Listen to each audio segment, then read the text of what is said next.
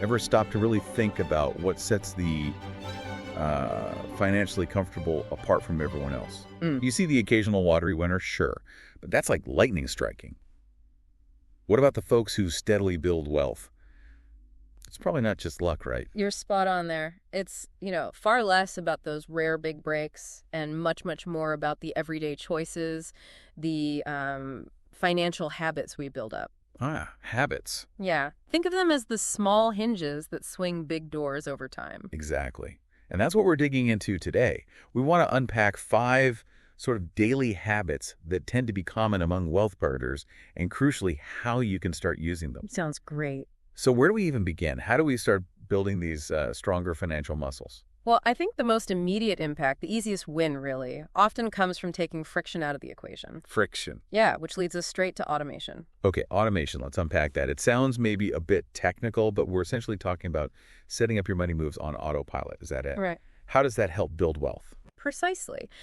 People who build wealth often understand that just relying on willpower alone to save and invest consistently, it's tough. Oh yeah, life gets in the way. Totally.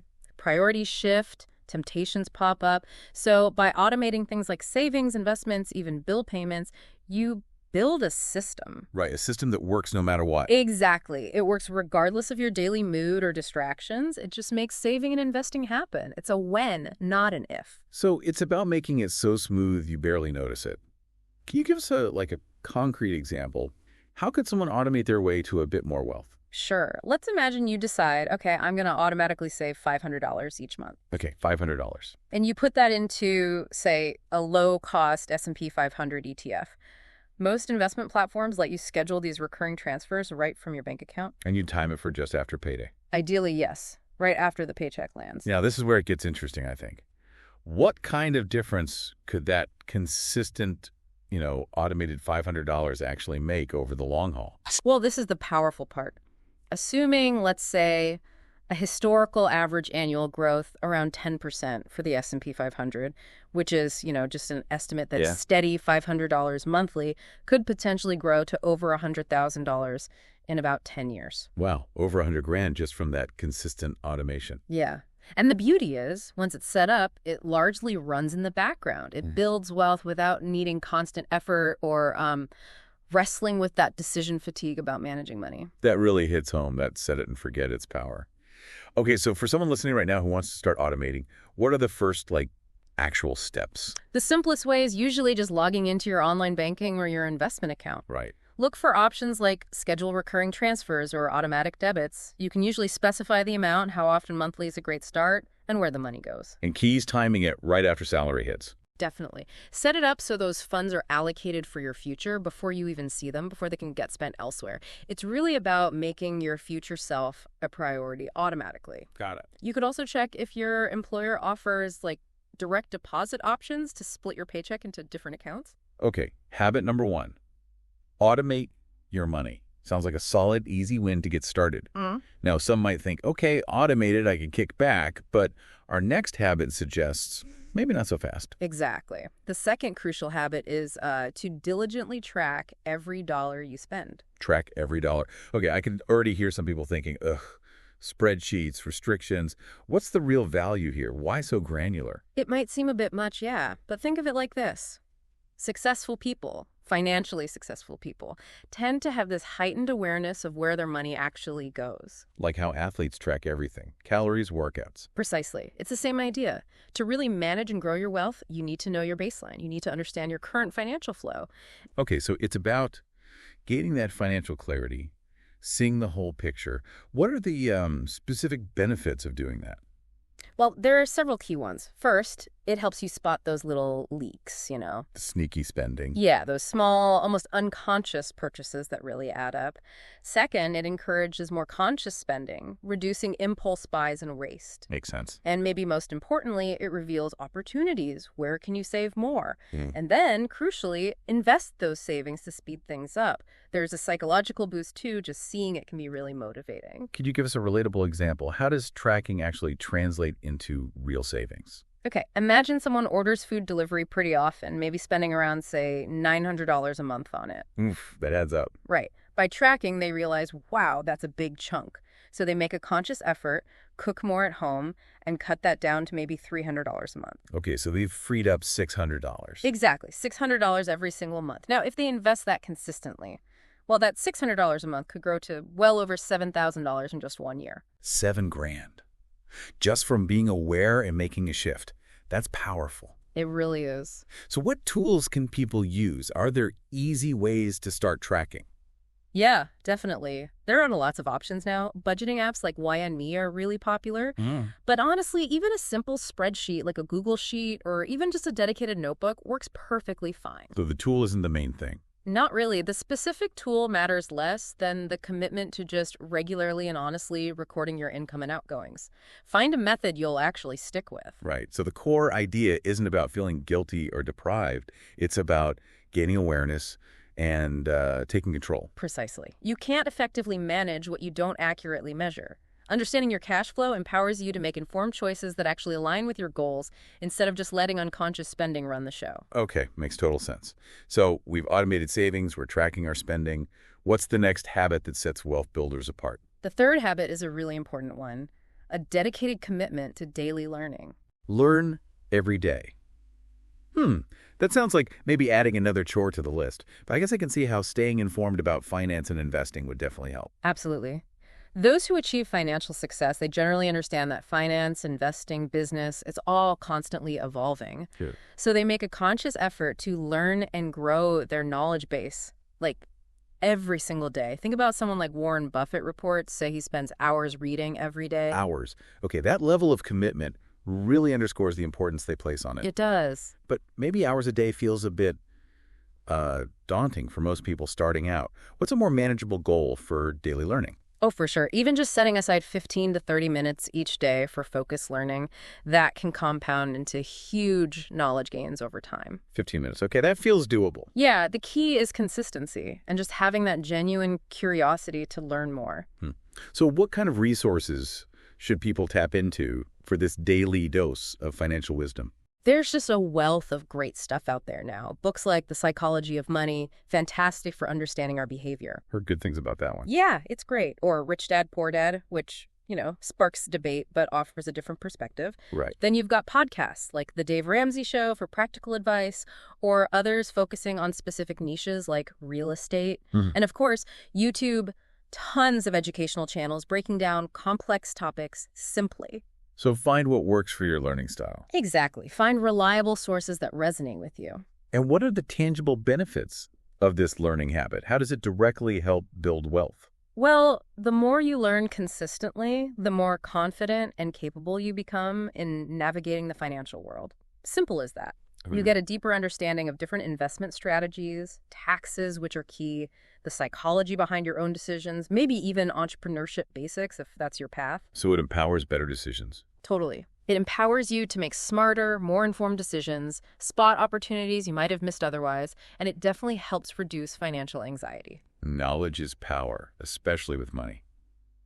Okay, we're automating, tracking, learning daily. What's habit number 4? Habit number 4 is an old school one, but incredibly powerful. Delaying gratification. Delaying gratification. That feels like a tough one today, with everything being so instant.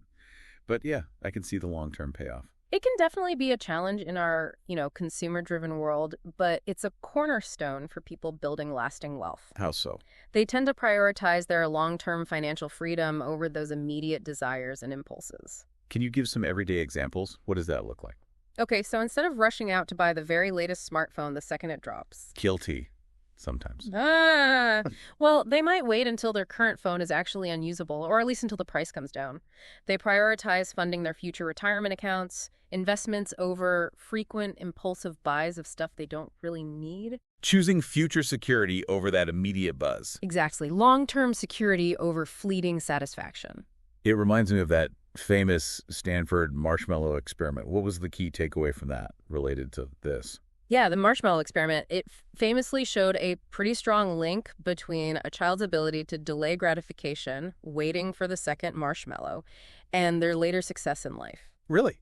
Yeah, those who could resist the immediate reward tended to have better academic results, higher salaries, just generally greater life satisfaction down the road. It really highlights the power of prioritizing the future. Okay, so how can our listeners practically apply this? How can they delay gratification without feeling like they're constantly saying no to themselves? There are a few good techniques. One is the waiting period rule. Ah, the 24-hour rule, or longer. Exactly. Say 24, 48 hours, maybe even 30 days for bigger non-essential purchases. It just gives you time for that impulsive urge to cool down. Lets you really consider if it aligns with your goals. Gives you perspective. Right. And another powerful thing is asking yourself a key question before buying something discretionary. Do I want this now, or do I want financial freedom later? Ooh, framing it like that really puts it in perspective. Yeah, framing it against your bigger goals helps you make wiser choices. It's not about total deprivation, it's about conscious prioritization. That's a helpful reframe. Yeah. So delaying gratification isn't just saying no, it's making intentional choices for your future selves. Precisely. You know, in a way, delaying gratification is kind of like compound interest for your financial well-being. How do you mean? By skipping that immediate spending, you free up money that can then be invested and grow exponentially over time. It leads to much bigger rewards later on. Compound interest in disguise. I like that. Okay. Automating, tracking, learning, delaying gratification. Powerful stuff. What's the fifth and final daily habit we're looking at? The fifth habit is about your environment, specifically intentionally cultivating a network of growth-oriented people. The whole you are the average of the 5 people you spend the most time with idea. How does that apply to building wealth? It applies hugely. Yeah. People who are financially successful often understand the powerful influence of their social circle. Right. They consciously seek out and nurture relationships with people who inspire them, challenge them to grow, offer new perspectives on, opportunities and building wealth. So what does that kind of network actually look like? Who are these growth-oriented people? Well, they're often individuals who might know more than you in certain financial or business areas. They're people who talk about ideas, about opportunities, not just gossip or daily complaints. Yeah. It could include mentors, people who can offer guidance from their own experience. It also means being part of communities online or offline, focused on development, entrepreneurship, learning. Okay, so you don't necessarily need to find a bunch of millionaires to hang out with. What are some accessible ways for listeners to start building this kind of network? Oh, absolutely not. You can start just by actively participating in online forums or communities about finance and investing. Share ideas, learn from others. Makes sense. Follow content creators who challenge your thinking, offer fresh perspectives.